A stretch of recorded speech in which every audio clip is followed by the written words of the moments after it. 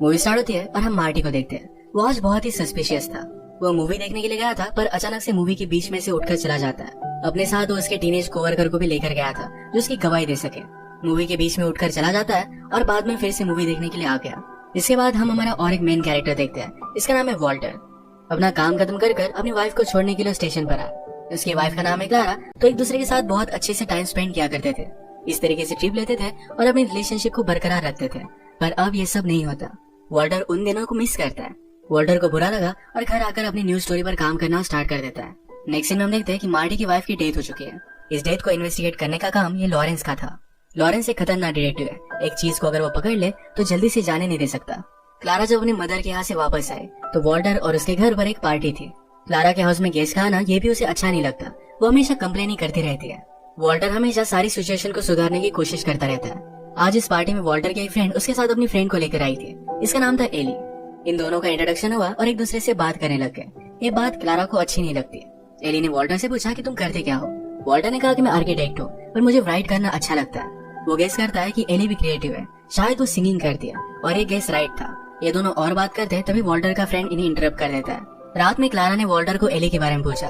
उसे उस पर शक होने लग गया था। वॉल्टर इस बात को उसे जाने देने के लिए कहता है। वो आज उसके साथ इंटीमेट होना चाहता था पर क्लारा ने इसके लिए उसे मना कर दिया।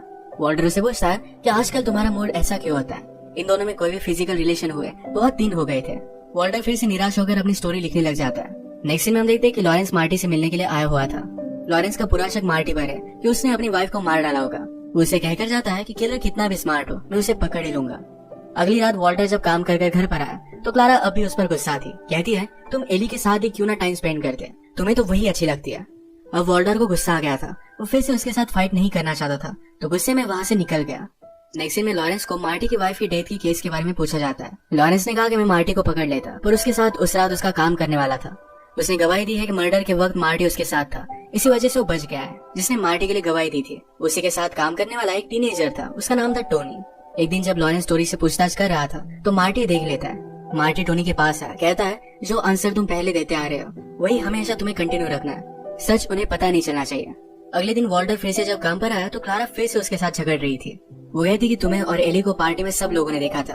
वॉल्टर फिर से उसे समझाता है कि हम दोनों के बीच में कुछ भी नहीं है। तुम्हें हो क्या गया है। हमारा मैरिज सिर्फ 1 साल तक ही अच्छा रहा। इसके बाद तुम हमेशा मुझसे दूर रहती हो। तुम्हारी हेल्थ के लिए तुम्हें डॉक्टर के पास जाना चाहिए।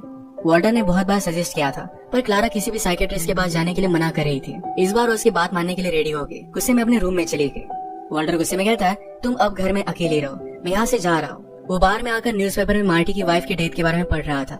इस स्टोरी को उसने फॉलो किया है। उसे लगता है कि मार्टी ने उसकी वाइफ को मार डाला। ड्रिंक करके जब वो घर पर वापस आया तो क्लारा ने सुसाइड का अटेम्प्ट किया था। घर की सारी गोलियां उसने खा ली थी। उसे हॉस्पिटल में एडमिट कर देता है। डॉक्टर ने कहा तुम्हें उसे साइकोलॉजिस्ट के पास दिखाना चाहिए था। नेक्स्ट सीन में वॉल्टर अपनी सारी फ्रस्ट्रेशन अपने फ्रेंड को बताता है। कहता है मुझे एक मोमेंट पर लग रहा था कि वो सचमुच में मर जानी चाहिए। अब क्लारा जब हॉस्पिटल में है तो वॉल्टर जब अकेला था तो उसे मिलने के लिए एली आई। वो उसके लिए कुछ फूल लेकर आती है। उसने कहा कि तुमने मुझसे कहा था कि तुम्हारी वाइफ सैटरडेज पर काम करती है, इसी वजह से मैं यहाँ पर आई। वो आज रात एक जगह पर परफॉर्म करने वाली थी तो वॉल्टर को भी इनवाइट कर लेती है। रात में वॉल्टर जरा कंफ्यूज हुआ पर बाद में उसके पास चला जाता है। उसका सॉन्ग सुनने के बाद उसे बहुत अच्छी लगी थी। नेक्स्ट सीन में हम देखते हैं कि क्लारा की तबीयत अब ठीक थी। उसे वो घर पर लेकर आता है। क्लारा उसे कहती है मुझे प्रॉमिस करो कभी भी मुझे छोड़कर मत जाना। घर में उसने एली ने दिए हुए फूल को नोटिस किया। वॉल्टर से पूछने के बाद वो और भी ज्यादा गुस्सा हो गई। उससे कहती कि तुम एडमिट करो कि तुम्हारा उसके साथ अफेयर चल रहा है। वॉल्टर कहता है तुम्हारा मेरे पर ये शक करना अब बंद होना चाहिए। वहाँ से चला गया। वो जब फिर से न्यूज़पेपर देख रहा था तो उसे लगा उसे जाकर मार्टी से मिलकर आना चाहिए। एक किलर कैसा होता है इस बारे में उसे क्यूरियोसिटी थी। मार्टी बुक सेल करता था तो वॉल्टर जाकर उसे एक बुक के बारे में पूछता है। बातों बातों में उसने उससे पूछा तुम्हारी वाइफ की डेथ हो गई थी, क्या उसका किलर अब तक उन्हें मिल पाया। मार्टी इस बात पर जरा गुस्सा हो जाता है और उसे इग्नोर कर देता है। आज जब वॉल्टर घर पर आया तो क्लारा कहती है मैंने तुम्हें तुम्हारे ऑफिस से फॉलो किया था, तुम एली के पास गए थे। वॉल्टर ने फिर से कहा कि हम दोनों के बीच में कुछ भी नहीं है पर अब वो ये सब बर्दाश्त नहीं कर सकता था। वो उसे कहता है कि अब मैं तुमसे डिवोर्स ले रहा हूँ, मैं मेरी लाइफ इस तरीके से नहीं जी सकता। क्लारा ने कहा कि अगर तुमने ऐसा कुछ भी किया तो मैं सुसाइड कर लूंगी, मेरी डेथ की जिम्मेदार तुम होगे। अगले दिन वॉल्टर जब घर पर आया तो क्लारा घर पर नहीं थी। अपनी मेड से पूछता है तो उसे पता चला कि क्लारा की मदर की तबीयत जरा खराब है, उसे देखने के लिए वो गई हुई है। वो जल्दी से बस स्टॉप पर क्लारा के पास पहुंचा। वो कहता है कि तुमने मुझे बताया क्यों नहीं। क्लारा कहती है मैंने तुम्हारे लिए सब कुछ इजी कर दिया है और 2 दिन तुम एली के साथ बिता सकते हो। वो बस में चढ़ गए। वॉल्टर को उससे बात करनी थी तो बस का पीछा करता है। एक होटल पर बस के रुकने के बाद वॉल्टर क्लारा को ढूंढने की कोशिश करता है पर कहीं भी ढूंढ नहीं पाता।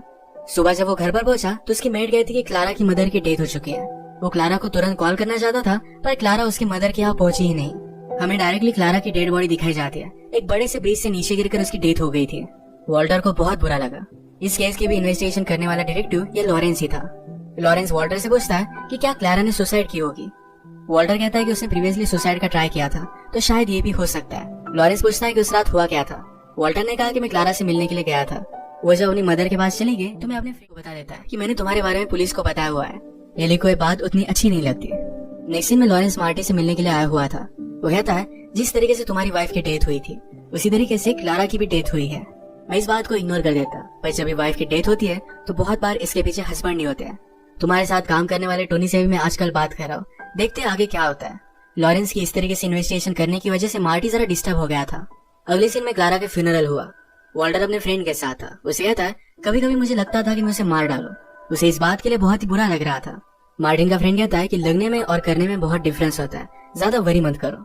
क्लारा की डेथ के बाद वॉल्टर के यहाँ पर काम करने वाली मेड भी उसे छोड़कर चली गई, क्योंकि उसे लगता था क्लारा के मर्डर के पीछे वॉल्टर ही है। नेक्स्ट सीन में वॉल्टर को लॉरेंस पुलिस स्टेशन बुलाता है। वहाँ पर उसने एक आदमी को लाया था जो वॉल्टर को पहचान लेता है। उस आदमी के जाने के बाद लॉरेंस ने वॉल्टर से कहा कि आदमी बता रहा था कि उस रात होटल पर तुम क्लारा को ढूंढ रहे थे। तुमने मुझे उस रात के बारे में झूठ कहा। क्लारा से मिलने के बाद तुम डायरेक्टली घर नहीं गए थे, तुम उसका पीछा कर रहे थे। वॉल्टर इस बात को मान लेता है, कहता है हम दोनों कुछ बात कर रहे थे, उसी को फिनिश करने की मैं कोशिश कर रहा था। मैं जब होटल पर पहुंचा तो उसे कहीं भी ढूंढ नहीं पाया। मुझे लगा कि शायद वो टैक्सी कर आगे चली गई होगी, तो मैंने फिर उसे नहीं ढूंढा। वॉल्टर लॉरेंस को बता देता है कि हम दोनों डिवोर्स लेने वाले थे। लॉरेंस ने कहा कि जिस तरीके से तुम्हारी वाइफ की डेथ हुई उसी तरीके से मार्टी की वाइफ की भी डेथ हुई थी, क्या तुम उसे जानते हो? इसके बाद रात में वॉल्टर एली के साथ था, तभी लॉरेंस उसे मिलने के लिए आ गया। वॉल्टर डर जाता है और घर में एली को छुपा देता है। लॉरेंस ने यहाँ पर वॉल्टर के ड्रिंक्स के 2 ग्लास नोटिस किए। उसे पता था यहाँ पर वो किसी के साथ है, तो सारे घर को देखने लग जाता है। वॉल्टर जहाँ पर काम करता है ये भी उसने देखा। उसे एक न्यूज़पेपर मिला जिसमें मार्टी की वाइफ की डेथ के बारे में लिखा हुआ था। वो वॉल्टर पर गुस्सा हो जाता है, कहता है तुमने मुझसे कहा था कि तुम मार्टी के बारे में नहीं जानते। वॉल्टर कहता है कि मैं राइटर हूँ, मुझे इस तरीके से न्यूज़पेपर कटिंग निकालनी पड़ती है, मैं इसके बारे में भूल गया था। वॉल्टर को लगता है कि अब वो ट्रबल में है, तो एली और अपने फ्रेंड के साथ ये सब चीजें वो डिस्कस कर रहा था। फ्रेंड ने कहा कि तुम एक लॉयर को हायर कर लो, इससे तुम्हें बहुत हेल्प मिलेगी। वॉल्टर कहता है कि मैंने कुछ नहीं किया, तो मुझे लॉयर की जरूरत नहीं। एली को भी इस केस के बारे में जब सब कुछ पता चला तो वॉल्टर पर गुस्सा हो गई थी, वहाँ से चली जाती है। वॉल्टर का फ्रेंड उसे कहता है कुछ दिनों के लिए तुम छुट्टी ले लो, इस केस की इन्वेस्टिगेशन की वजह से उनकी फर्म की इज्जत जा सकती है। लॉरेंस पर भी इस केस को सॉल्व करने का प्रेशर बढ़ता जा रहा था। उसका सुपीरियर उसे इस केस को जाने देने के लिए कहता है, पर जब तक वो इसे सॉल्व ना कर ले तब तक वो इसे जाने नहीं दे सकता। अब लॉरेंस एली से भी पूछताछ करने के लिए आया हुआ था, पर एली उससे कुछ भी बात नहीं करती। वो फिर वॉल्टर को अपने साथ लेता है और मार्टी के पास आता है। वॉल्टर और मार्टी को उसने इंट्रोड्यूस करवा दिया। वो कहता है तुम दोनों में बहुत सारी चीजें सिमिलर है। उसने मार्टी से कहा वॉल्टर तुम्हारी वाइफ की डेथ में बहुत ही इंटरेस्टेड था। लॉरेंस ने कहा कि मुझे लगता है कि वॉल्टर तुम्हारी वाइफ की डेथ के बाद उससे इंस्पायर्ड हुआ। तुमने जिस तरीके से अपनी वाइफ को मार डाला उसी तरीके से वॉल्टर ने भी क्लारा को मार डाला। मार्टी गुस्सा हो गया और इन्हें जाने के लिए कहता है। लॉरेंस जो भी इन्वेस्टिगेशन कर रहा था इस वजह से एली भी वॉल्टर पर शक करने लग गई थी। इसी बात पर एक रात वॉल्टर और एली में बहुत बड़ा झगड़ा हो जाता है। रात में वॉल्टर मार्टी से मिलने के लिए आया। वो कहता है कि मुझे पता है कि तुमने अपने वाइफ का मर्डर किया था, पर मैं इस बात को समझ सकता हूँ। मार्टी ने उसे वार्निंग दी, कहा कि मुझसे दूर रहा करो, तुम्हारी वजह से डिटेक्टिव मेरे पीछे पड़ा हुआ है। जब वॉल्टर यहाँ से निकला तो लॉरेंस उसे देख रहा था। उसका शक सही निकला, ये दोनों एक दूसरे को जानते थे। वो मार्टी के पास आता है और उसे बहुत मारता है। ये देखकर टोनी डर गया था, डिटेक्टिव उसे भी मार सकता है, तो इस वजह से डर कर अब वो मार्टी के लिए कवर अप नहीं करेगा। वो जरा जो भी सच सच हुआ था ये सारी बातें डिटेक्टिव को बता देने वाला है। अब मार्टी के पास ज्यादा कुछ ऑप्शंस नहीं है, उसके पास बहुत ही कम पैसे थे और यहाँ से भाग जाना था। वॉल्टर रिच है तो उसे मिलने के लिए आता है। मार्टी कहता है तुम्हारी वाइफ की डेथ होने से पहले तुम मेरे पास बुक लेने के लिए आए हुए थे, ये हम दोनों को कनेक्ट कर सकता है, इसका प्रूफ मेरे पास है। ये चीज मैं डिटेक्टिव को नहीं बताऊंगा, पर इसके बदले में मुझे पैसे चाहिए। वॉल्टर इससे थोड़ा सा भी नहीं डरता और उसे वो पैसे नहीं देगा। वॉल्टर डायरेक्टली फिर लॉरेंस से मिलने के लिए आया। मार्टी ने उसे अभी अभी जो ऑफर दी इसके बारे में उसे बता देता है। लॉरेंस ने कहा कि तुमने मुझसे हमेशा झूठ कहा है, अब वो उसे हेल्प नहीं करने वाला था। आज पुलिस स्टेशन में टोनी भी आया हुआ था। उस रात मूवी देखते वक्त मार्टी थोड़े टाइम के लिए गायब हो गया था, इसके बारे में लॉरेंस को बता देता है। लॉरेंस फिर डायरेक्टली मार्टी के पास आया, कहता है अब सारी चीजें तुम्हारे खिलाफ है, तुम्हें अब कोई भी बचा नहीं सकता। मार्टी सारी चीजों की वजह से बहुत ही गुस्सा हो गया था। रात में वॉल्टर का पीछा करता है। वो वॉल्टर को नीचे के अंडरग्राउंड टनल में बुलाता है। इन दोनों का पीछा करते हुए लॉरेंस भी वहाँ पर पहुंच गया था। मार्टी एक जगह पर छुप गया और वो वॉल्टर पर हमला कर देता है, पर एक्चुअल में लॉरेंस था।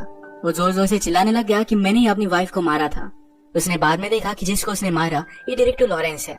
वॉल्टर ये देखकर डर जाता है। मार्टी अब उसे मारने वाला था, पर लॉरेंस के पीछे भी जो उसका बैकअप भी है।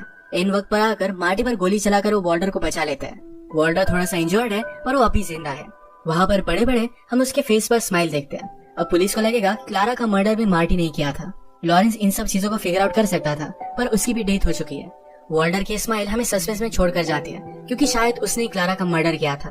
उसने उसका होटल तक पीछा किया था। वो मार्टी की वाइफ की डेथ से अपसेस था, तो उसी तरीके से उसने क्लारा को भी मार दिया। इसी के साथ ही मूवी एंड हो जाती है।